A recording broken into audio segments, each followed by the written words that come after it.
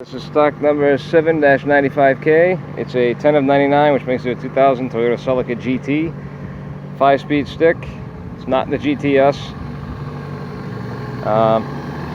Had to duct tape the intake manifold because it's got some holes in it because of the front end damage here, and I'm only going to keep it running for a second because it's got no antifreeze.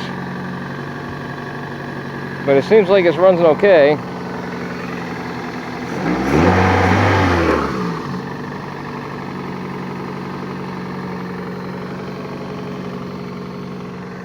A little bit of maybe a little bit of a top end thingy, I'm not sure. Ouch here. But no check engine light. We didn't have to jump this one. This one had juice. 70,233 miles. And you know,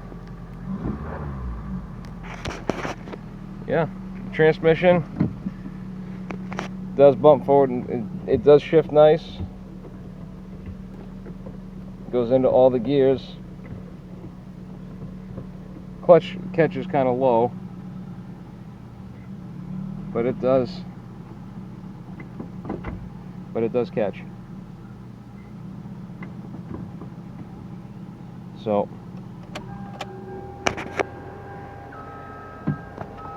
I would say good drivetrain. Like I said, the top end of the motor does kind of make a tiny bit of noise when you first get on it, but I'm wondering if what I think it might be is either the flap in the intake or something like that might have cracked off and is rattling around inside there. It doesn't run rough. It's nice and smooth. So, but I mean, with a front end wreck, who knows?